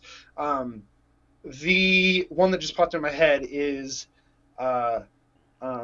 Bilbo's little speech to Frodo at the beginning of Fellowship, when he's like, "Be careful, Frodo, taking steps out your door." And I was like, "Oh yes, so good." There's a moment between Gandalf and Frodo, again in Fellowship, in the mines, before everything just goes hard. Like they have a little moment there talking about time and what you do with it, and so there's so much good stuff. But from like the Black Gate is as like the pinnacle moment. Like Frodo needs us to draw the attention so he can end it all. They don't even know Frodo's alive. This is just like they're just like, bro, we gonna go hard, and it's our last chance. The sons of Gondor, oh, Rohan, my brothers, I see in your eyes the same fear that would take the heart of me. Oh, so good. So good. But it is not. There's a day coming when a day may come when the courage of men fails. But it is not this day. We forsake our friends and breaks all bonds of fellowship. But it is not this day. This day we fight. You're just like, let's go. Yes. By all we hold dear on this good earth, I bid you stand, men of the West. For Frodo, and then the little hobbits with their little legs, and I love when the hobbits run, and then everyone immediately passes them just because they got the longer legs. I can't. It's so good. I can't stand it. I'm gonna have to go watch the Lord of the Rings again. It's so good. I just don't always have 4 hours a day to. just a reminder that you do have the 4K versions in the Voodoo. Oh, that's crazy. Yeah. In the regular and extended versions. Why do I need the regular version? I know, I was about to say the extended version of bust, like, man. why? This is not even like, this is, it's so weird, but this is like a dating thing for me. Like, I've met people that are like, I only watch the regular versions. I don't have time for the extended. And I'm like, cool. So then So I don't watch them Well, then. I don't have time for you because the extended is the only way to watch Lord of the Rings. Anyway, so let's get back on track with speeches before we go off on Lord of the Rings date. Which sucks because I'm going to keep talking about Lord of the Rings because my next speech is from the end of the Two Towers. You know, it's like they tell the old stories in the Shire, Mr. Frodo. The ones where something about the light and the dark fighting each other. Do you wonder at the end of it how anything good could ever return after so much bad has already happened? But then the sun shines all the clearer. It's those stories that keep you going, Mr. Frodo. And you're just like, oh, it's so good because it really... It doesn't even just fit in Lord of the Rings. It just fits in general of Sam basically saying, how can something good come out of all this darkness and negativity? But that's how all the great stories go, is there's always that valley of darkness for the heroes to come out the other side. And then to cap it all off, the real hero of Lord of the Rings gets recognized as Frodo's just like, and where would Mr. Bilbo be without his loyal... the real hero of the story, Sam Gamgee. He's just like, don't make fun of me. I'm not. And you're just like, yeah, Sam is the real hero, you little whiner. Let him take the ring and just knock your butt out. And let him finish the job. I can't carry the ring, Frodo, but I sure can carry you. Still the cheesiest scene in the entire trilogy. Moment. I don't want to hear it. That is a great moment. It's so cheesy. It is. It really is. Hmm. So I'm gonna lean in a little bit. I'm gonna keep going with the battle speeches. I don't like a lot of the classics as far as speeches and stuff like that, and I rewatched it only to make sure that I still got the goosebumps from it. But the Braveheart freedom speech still gets me, and I don't know why, but it just like, dude, like, yeah, you can. When he's like, you can die of old age. Or you can turn and face your enemies because they can take your life, but they can never take your freedom. Freedom. It's just so good. It's such a good speech. And honestly, it's a pretty good movie. The ending's still like, while historically accurate, is kind of like, oh, man. Historically and then, inaccurate. I mean, they killed him. What are you talking about? I mean, that part is right, yeah, but the rest of the movie is not known for historical accuracy. Yes, correct. Yeah, but, and then, what was it? I think I saw Braveheart memes pop up, what was it, like 5 years ago or something like that, when Scotland voted to not leave the EU. And everyone was like, what did William Wallace fight for all this time? But yeah, so yeah, speech from Braveheart, fantastic. Always still gives me goosebumps. I say this often. While he is not a good person, Mel Gibson is just such a good actor. And even better director. Yes. I don't know why, but lately I've really been wanting to see Hacksaw Ridge. I had that on my list. Do you? Yes. Hacksaw, mainly because, like, I genuinely enjoy Andrew Garfield as an actor. Oh, he's so good. Yeah, absolutely. And I think this is one of the first few movies he did after Amazing Spider-Man. Spider-Man 2. So, yeah. So everyone was kind of like, oh, Spider-Man's going to play a soldier? Oh, okay, whatever. And, like, the movie ends up being very, like, honestly, really emotionally compelling. And I really like the character that he plays.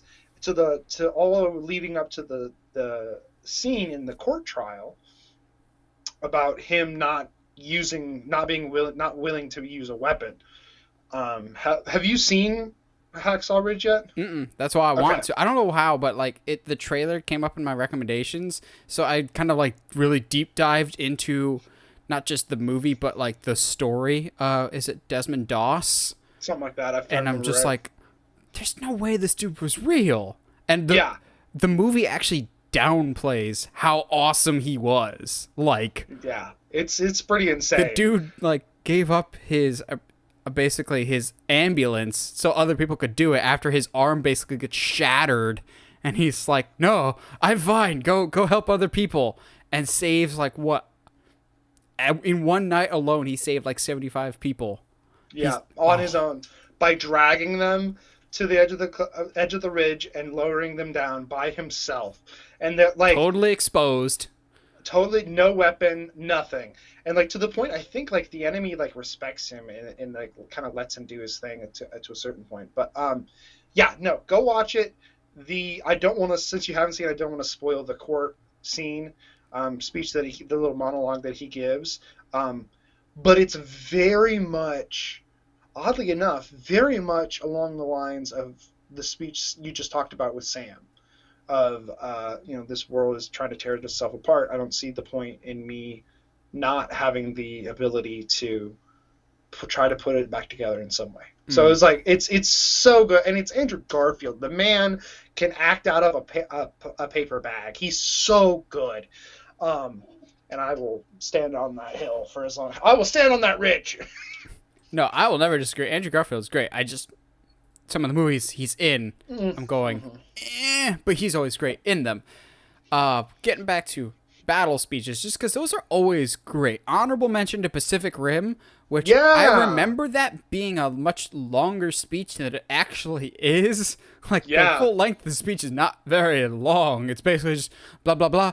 We're canceling the apocalypse. Insert it into every trailer we can possibly get. But it's not that long of a speech. But also, it's not on my list because it's basically blatantly copying from something that is on my list. The Independence Day speech. Because, I mean, come on now. It's got to be on that of just mankind. You know, that word should have new meaning for us today. It's ironic that today is the 4th of July. And should we win the day, the 4th of July will no longer be an American holiday. And we are going to live on. Today, we celebrate our Independence Day. As I totally butchered that, but it's just like, heck yeah, America. And then it's capped off by probably the greatest movie extra of all time. It's always that, like, fighter pilot guy that's got his gear on and that overly enthusiastic salute that's just like 120% salute. Just, you're like, did you give the speech yourself, man? Calm yourself. Like, extras aren't supposed to go that extra. Is it corny? Oh, heck yes. Is it a little ridiculous that the President of the United States is fighting in a dogfight to save the Earth? A little bit, but it's Bill Pullman, so you don't argue with it. I thoroughly enjoy Independence Day, which makes me hate Independence Day 2 so much. But that speech, it's a classic. Watch it at least once a year because you just have to. Is it the best movie speech around? No. It's probably on the list for the cheesiest speech, but I don't care. I do not like Independence Day as a movie, so that speech only adds to the fire of me being like, no, yeah, I'm good, thank you. I'm trying to think. The rest of my list, I don't think Josh... Well, okay, no, he's going to have one of these, which is just a given. But we'll save that one for later.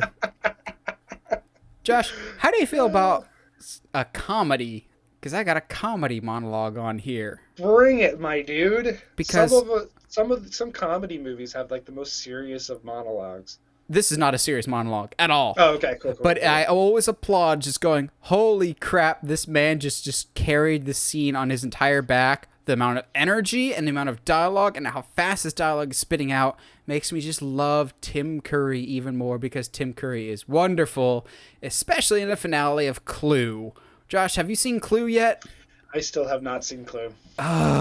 It's so I'm adding it to that list of movies that I haven't seen out of spite. It's so funny, though. Clue's so good. So basically, Clue is a murder mystery. Shocker. And at the end, Tim Curry has solved the whole thing. But this whole scene is basically just him word vomiting out exposition for a solid 5 minutes while frantically running around an entire house. The whole energy, I'm going, I'm tired just watching you. And almost like no one else is talking. He's just like, okay, first they come over here and stab the cook. And then runs over to the next room, then runs up the stairs. He goes, and then while they're upstairs, they run back down the stairs and then like pumping his arms like a full-on sprinter, then goes back and forth, and a full-on Tim Curry 120% energy while still spouting all this dialogue off. And then at the end of it, there's like this pause that you're almost like, I kind of feel like I should applaud you. Like this feels like a stage actor just had the longest monologue ever. And is it the most serious and groundbreaking? No, but I applaud that Tim Curry is going like 120% full speed sprinting, as well as still being ridiculously funny in Tim Curry. And it's fantastic. It's the only real comedy one I could think of, but it's so fitting of just how. I don't think anybody else could do this because of the amount of energy that is required for this scene. It's just exhausting to watch in general. Another one, hard pivot away from this, that I don't think will be on Josh's list, but features one of our favorites, Hugo Weaving. The character introduction to V in V for Vendetta. When he saves Natalie Portman's character. I love when he stands out of the shadows and just basically says every V word in the dictionary. You're going, I didn't know half these words existed. But the more you know, and knowing is half the battle. And you immediately like are intrigued, but kind of cautious about this character. But you really, really just like him, and you're curious to know more about him. I love the whole monologue, considering you're really not seeing his face the entire time. So it's just Hugo Weaving's voice carrying you through the scene. His mannerisms, it's just perfect. I love V for Vendetta. It's not my favorite comic book movie, but I do think it's very underappreciated nowadays. And it's only gotten better with time, which makes it a little uncomfortable to watch, just going how much they get right. Because, like, it's one of those that even Heather really, really likes, and we watch it together, and we're just going, this is a little too real in terms of... It's a little too on the nose. It's funny that you pick only one monologue from that movie, because there's a lot. V's like dialogue in general is all monologues. Like, he has like a whole speech about making eggs in a basket, like a whole speech, and it's like it's such a good like you said, like, it's such a good movie, and I think deserves more attention. But yeah, like that, the V speech is quintessential V for Vendetta. Now, I've also said that a lot of people would have Dead Poets Society on their list. I do not, but I'll have another Robin Williams performance on here. Yeah. Good Will Hunting, the better Robin Williams movie. And there's, again, a lot of monologues that you can pick from, but I'll go with the one where he's basically telling Matt Damon, screw you, you don't know what loss is. Like, you're just a kid. So basically, Matt Damon... at the park? Yeah, when they're at the park. Yeah. Matt Damon is just like... basically overanalyzing for a picture in his office, and he's just like, you're a miserable little kid. You think you know me because you've looked at a picture. You don't know what loss is. You don't know being married to a woman and watching her slowly lose the soul in her eyes as you sleep next to her every night. You don't know what loss is. And they do not cut away from Robin Williams like the entire scene. It's just him for a solid 4 or 5 minutes just talking to the camera, talking to the Matt Damon's character, basically going, you don't know how hard life really is. Yeah, you've had some bad stuff happen to you, but you don't know me and you don't know my life. But I can fix that, and I can fix you. You are intriguing to me because you think you can immediately tell everything about me. You don't, but I still want to help. Like, it's so good, and it's just peak Robin Williams. He's such a phenomenal actor, and I love that scene so much. Dude, yeah. And he's like, if I tell you, if I ask you about paintings, you'll spout knowledge from every book on the planet about art. You probably know Michelangelo, blah, blah, blah. But you can't tell me what it's like to be in the Sistine Chapel, what it smells like. It's like all this that I was like, oh, dude. Like, I could ask you about women. You'd probably, give me a list of your favorites. And, you've probably even been late a few times. But you can't tell me what it's like to roll over and see the woman, and see a woman sleeping next to you and be truly happy for the very first time. Like, it was like, oh, stop. Like, Good Will Hunting is easily, and I don't know, I feel like saying it doesn't get the credit it deserves is kind of it does, but we don't talk about a lot now because it's so old. Yeah, it is so old, but like, dude, that movie holds up. I watch that at least once a year. It's so good, and I think that scene in particular, it definitely adds to the conversation about what makes a good speech, is because there's been so much leading up to that moment, and then that only builds on the moment when he finally confronts Matt Damon's character and is like, hey, it's not your fault, you know this, right? Like, it's not your fault. Like, oh, heartbreaking. It's so good. I got 3 more. How many you got? Three more as well. Holla holla for a dollar. Fantastic. Give me some, because I've talked Uh, enough. you're good. I'm gonna save one of them because I It's think you probably already the know. same one. Yeah, We'll yeah. save that one for last because it's probably our Um, favorite speech combined. she's so good. The let's talk about Dark Knight. Let's talk about Joker's. I couldn't really like narrow it down, but like it's basically anytime the Joker talks about his scars is like a small little monologue of like that's and I think if I'm gonna do one, it's specifically the one at the dinner party where he Hmm. crashes and almost kills Rachel. I had a Um, wife like I had you. a yes. You want to know how I got these scars? Because it's like the first real time we're getting to really spend any kind of screen time with Joker, and by good, like Heath Ledger's performance is so captivating that like they cut away a couple times just, but that's more like just to show the fear on everybody else's face in the scene. But like we don't necessarily need to see the fear on other people's faces because you can like just the way that he's speaking, you can feel the tension like get so tight in that room. And when he's like and the only reason I was hesitant to put this on this list is because you got every neckbeard weeb dressing up as a super fat version of Joker, being like, you wanna know how I got these scars? And Get it, I guys? still, I seen movies too. still to this day, you see a whole bunch of people going, I could do a good Joker impersonation. Your Joker impersonation is not as good as you think it is, people. It's also not as original Yeah. as you think it is. It's like back in the day when people thought they had a really cool personality trait in that they had a really good Gollum impersonation. That's not a character trait. That's annoying. It's not as cool as you think it is that you've got a good Gollum voice. Stares directly at Josh. I might need to go tell high school Josh something. I'll be back. But So, yeah, no, that's a good. I think it's a good, like it's a an example of somebody doing something with very little, but it being like a really short monologue, but still like being incredibly captivating.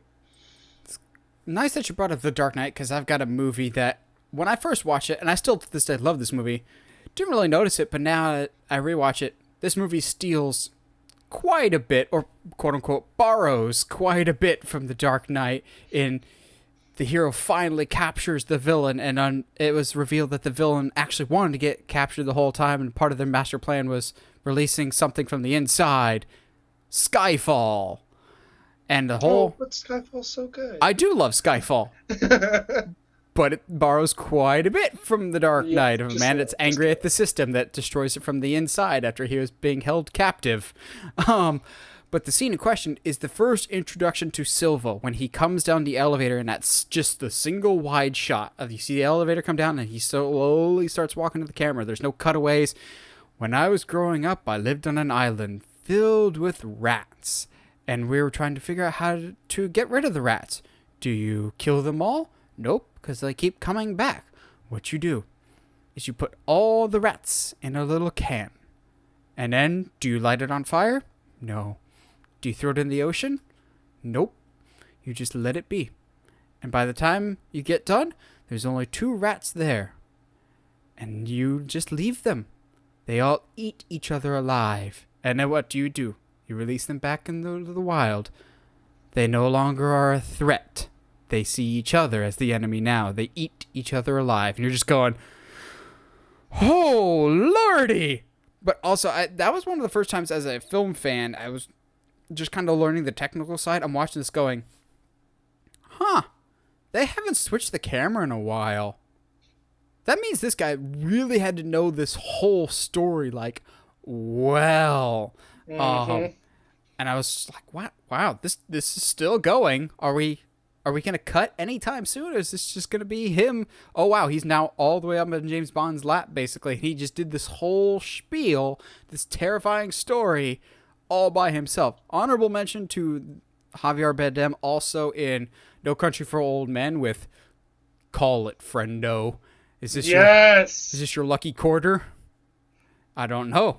Don't put it there, because then it's not lucky anymore.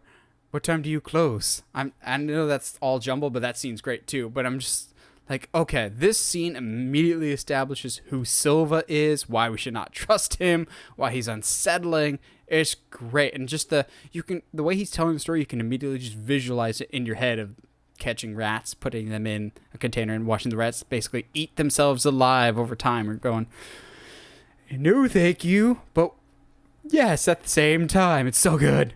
Yeah, so good. I recently, so shout out to Everything Great About that YouTube channel. Oh, it's so good. So good. He's been going through the Bond movies recently. Yes. And I just watched his Quantum of Solace one, and I was like, he has brought me so much appreciation for the Craig Bond that, like, I already had. Like, I really enjoy. I think Craig's the best Bond so far. But then again, like, what do you compare it to? But like his analysis of Daniel Craig's Bond is so spot on to the point where I actually want to go back and rewatch some of them. Even though Quantum of Solace is not that good, it's still better than a lot of like the Pierce Brosnan stuff and like some of those movies. Yeah, because like, Pierce Brosnan was very hit or miss with his movies. Yes, as much as I like Brosnan's Bond. Yes, all that to say, Skyfall is so good. It is so good. I can't. Oh, it is easily one of my favorites, and I'm hoping that this. Oh, geez, No Way to Die. No Time to Die. Next week. No Time to Die. Next week, dude. It is crazy. Like, I'm gonna have to put some of this stuff on my calendar. There's so many movies that are coming out in October that like I'm gonna have to like. I might go pick up that AMC pass or whatever, just like to make sure that I can see stuff. Well, I know at least one of them you're not going to be seeing it at AMC. I know that. Which one's that? Halloween Kills. We're not seeing that at AMC. Oh, that's wild. Huh. I wonder what but that you got is. Venom Anyway, this week, which supposedly is actually getting good reviews. You got Venom. Why am I blanking on what we just... No Time to Die. Then Halloween. I feel like there's something after Halloween. Dune. Dune is the week after, too. Dune's this month? Oh, bro. Well, it's in October. We're not in October yet. Oh, well, we're like 3 days away. We're pre-October. Okay? Yeah, like... Okay, also, I got a bone to pick right now, because I went out looking for Halloween decorations today. Hobby Lobby is already a third of the store's Christmas. It is September, Hobby Lobby. Cool thine self. They have like 2 aisles of fall stuff. I'm going... Hobby Lobby, well, get your broke Christmas butt out of here. Let me have my fall stuff. I mean, you know, I was going to say something really controversial, but I decided not to. So, it's Hobby anyway, Lobby. It's Hobby Lobby. They don't Hobby like Lobby. Halloween. It's a Christian company. You can't really blame them. Anyway, but yes. Let's talk about, like, that was all me. No, you just did Skyfall. You just did Skyfall. Yeah. Because I got 2 more. Yeah, same. I'm gonna go ahead and bring up the speech in Rocky 6. Dang it! Let's save that one. Let's save that one because that's the one we both have. Let's save that one to close it out. I was just like, I've been itching to talk about it all the whole time. No, what's your other one? So my other one is Aunt May's speech in Spider-Man 2. Ooh, there's a hero in all of us. A hero in all of us, and that's what I think. Henry, blah, blah, blah. I was like, bro, yes! Also, like, people at home, this is big because Josh has gone on record saying that he doesn't like the Maguire Spider-Man movies, really. Correct. So this is big. This is a breakthrough. So here's the thing, man. I'd like... It's really hard because... Maguire has 3 movies, and Garfield has 2. He's got 1 movie. He never had a sequel. Yeah, we don't talk about the sequel.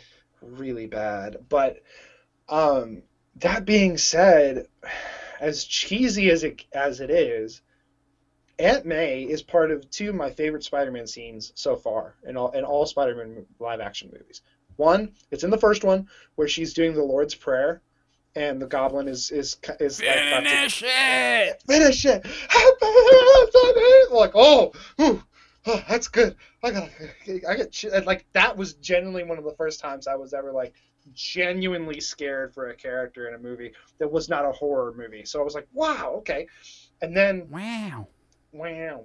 And then Aunt May hits us with the "There's a hero in all of us, Peter" speech in Spider-Man 2, and it's like, oh, Which is like the like, most obvious, like, wink, wink, nudge, nudge. I know you're Spider-Man. Shut yeah, up and suit up again, kid. I know yeah. who you are. You're not fooling me. Yes, absolutely. And which is great, but like, yeah, it is exactly, it's the pinnacle of a character needs to hear something, and to the point where we find ourselves sometimes in the place in life that the character is in of themselves. So like, excuse me, there's a lot of times where it's like, yeah, you know what? There is a hero in all of us. We all are capable of incredible levels of good. And I think that, to me, that's like Aunt May's speech just highlights that hardcore. And like the fact that we haven't had any kind of, as much as everyone's like, you need to have a good speech for, is great power comes great responsibility. In and of itself, even in the Raimi films, it's not that great of a speech. It just has that iconic line. That's all. Which is why I think I'm really hoping, and I bring this up anytime we talk about No Way Home, I'm really hoping at this point that Happy is going to be Ben. And Yep. that Me too. Me too. that he gives, because if anybody can deliver a powerful like 2 minute monologue about the great power is, requires great responsibility, it's going to be Jon Favreau, and I'm so excited. I really, I as can much just as I picture the don't scene want to now. see Happy to die, yeah, like, He could be listen, like, kid. Mr. Stark, you know him. He both did great things, both good things and bad things. He was full of responsibilities, but he also misused that responsibilities from time to time. Ultron, Mysterio, but when he was responsible, he knew what to do with it. He gave you the stuff that you needed, didn't he? So he knew what he was doing. He was responsible till the very end, and he wanted you to be responsible just like him. He wanted you to be better than him. So with your great power comes a great responsibility. Great responsibility. Just Like, something like that. Stop! I don't want to see Happy die, but like, that's the way to take him out. Like, absolutely. Anyway, but yeah. Yep, so he's going to die so hard, he's going to take over Kathleen Kennedy's job at Star Wars. I still think that's going to happen. I agree. All right, my second to last one. Josh will not be surprised about the movie, but it might be surprised at how I worked it into here, because it's been quite a few episodes since I've been able to talk about the original 1978 Halloween. And Josh is going, there's a monologue in that? There's not a monologue in that. Oh, heck yeah, there is. No, there's not. I saw a 6-year-old boy. I saw a 6-year-old boy with a pale, blank, expressionless eyes, the blackest eyes, the devil's eyes. He spent every day looking at the wall, looking past the wall. And, what he says something more than that, but basically just saying, I saw what was behind that boy's eyes is purely and simply evil. And the way Donald Pleasance, Dr. Loomis, delivers that line, that's all the motivation and understanding you need to know about Michael Myers. He is just evil. He's not motivated by anything. There's nothing upstairs. That's the best way to sum it up right there. He's purely and simply evil. He's got the blackest eyes, the devil's eyes, which is one of those things that still bothers me. One of the biggest issues that I have with certain Halloween sequels, and still kind of have nowadays, of a lot of masks, you see too much of his eyes. As much as Josh and I love H2O, you see way too much of his face under his mask. You show his eyes, it shows him as partly human. Yeah, you're not supposed to see any eyes. And even the new one, we see too much of him, I think, at times, but they do a good job of never giving a full face reveal. But we see too much of the eyes. But the way Donald Pleasance explains it, that's all the motivation you need. He's just evil, straight up. And I don't know if we could have gotten a better performance from anybody else. He's just, you understand the seriousness and the graveness of the situation there. And it's just so perfectly done. And then you have to go and give Michael Myers a motivation in the next movie, which I don't hate Michael and Laura being brother and sister as much as some other people do, but I do think it's kind of dumb that all of a sudden he's got this motivation, which kind of goes, oh, so long as I'm not a Strode or in his way of getting to a Strode, then I'm fine. I think it's scarier when he just kills people willy-nilly, which I'm appreciative that the new movie's doing that. Yeah, and kills is gonna be a bloodbath, and I appreciate it. Like, I'm excited. Like, I think that's why, like, I think there's like a... I want to say it's almost 5 to 10 minutes in Halloween 2018, where he's just like, it's straight him going from house to house, just killing people. And it's like, yeah, absolutely. Although, as much as everyone's just like, wow, there's that one great continuous shot, there's a cut halfway through, so it's not that impressive. When he picks up the hammer, one, he picks it up with the wrong freaking hand, because Michael Myers is right-handed, not left-handed. And people be like, well, that detail doesn't matter. It kind of does when the first time we're introduced to Michael Myers is when he's stabbing his sister through the clown mask in the point of view shot, and we see it repeatedly throughout the franchise. It's well known that he's right-handed, so why is he picking up the hammer with his left hand? And then you switch camera angles, so it's not as interesting that way. But yeah, that's a good tracking shot. I'm more interested with this new Halloween, how many people are going to be left alive, not how many people die, because I'm more counting going, all right, who's the Deadpool here? Who's surviving? Is it going to be more or less than 5 characters? Because I think a lot of people are going to die in this movie, and it kind of makes me excited to see all the horrible ways.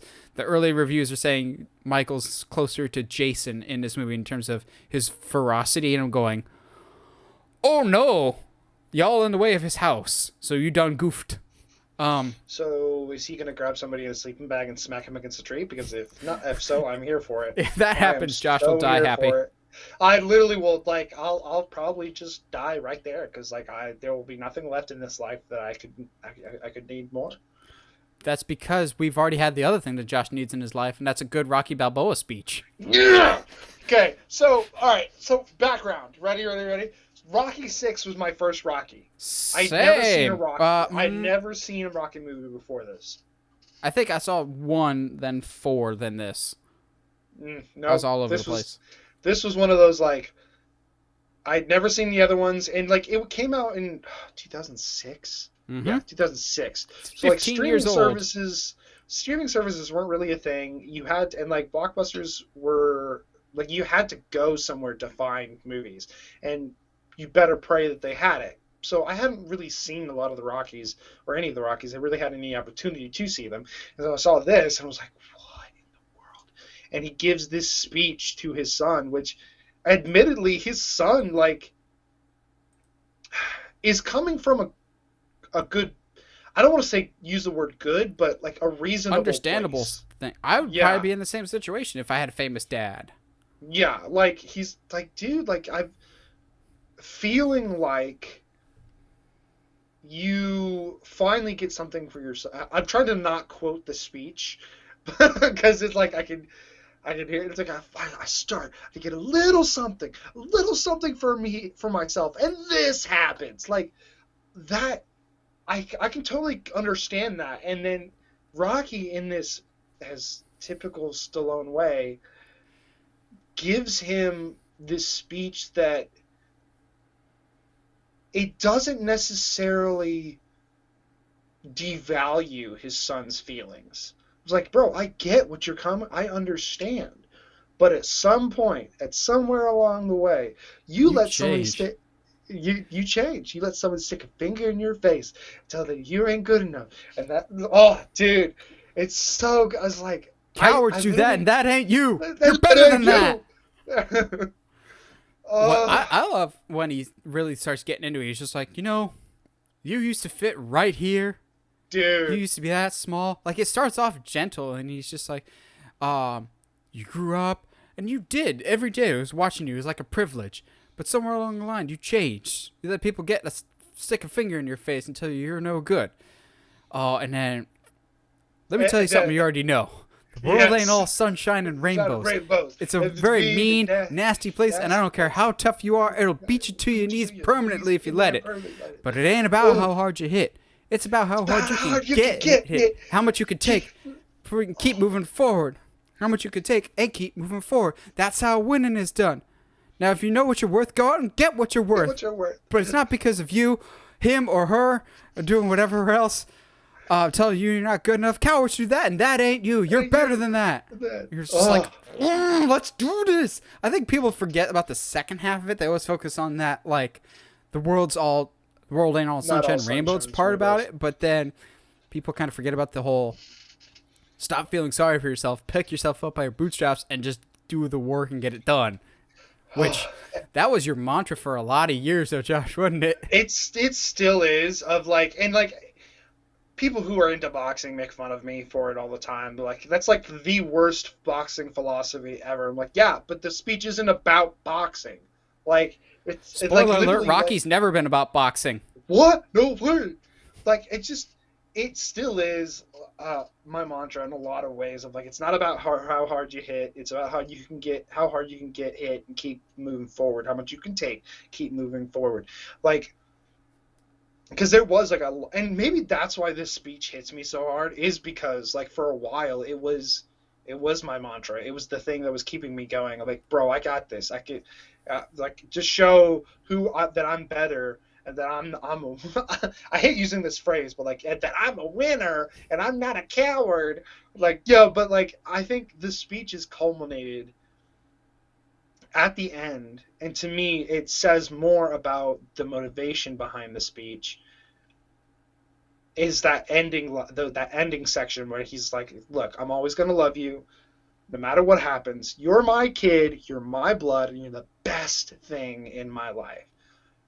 But until you start believing in yourself, you ain't gonna have a life." And it's like, oh, bro, like your dad telling you, like, look, dude, I love you no matter what you do, but you can't blame me and you can't blame our last name on some of the stuff that happens. Also, don't forget to visit your mother. Like, oh, yeah, just leaving that dime in there at the end. Dude, absolutely. Oh, so still good. To this day, Rocky Balboa is actually my favorite in the entire franchise. Not just for this scene. I think the whole movie is excellently done. I like it even more than the original. I like it more than either of the Creed movies. I think just the story that's done with this of almost an apology letter for Rocky V.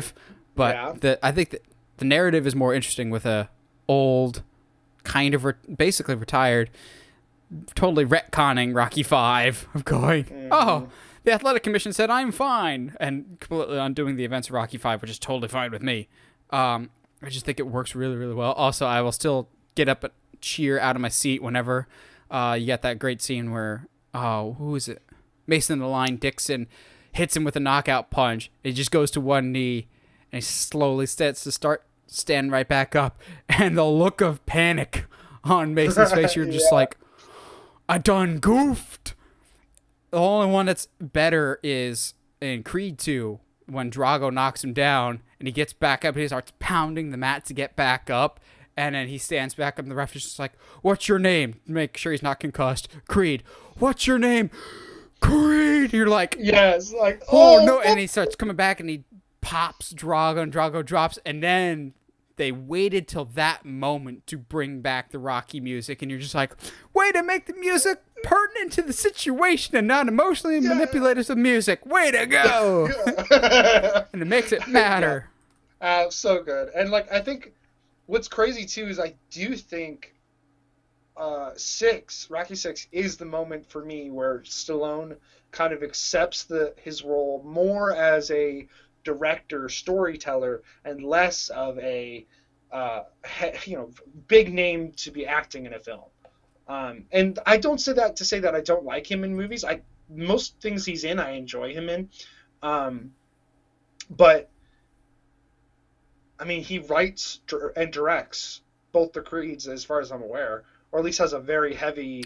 He wrote the first one was directed by Ryan Coogler, and the second was Stephen Cable Jr. He definitely has a great way of telling stories, and like, dude, I mean, it definitely helps having Michael B. Jr. But yes, it's just like to me, this was like the moment where he showed that he could write just as well as be, one of the biggest action stars of all time. Mm-hmm.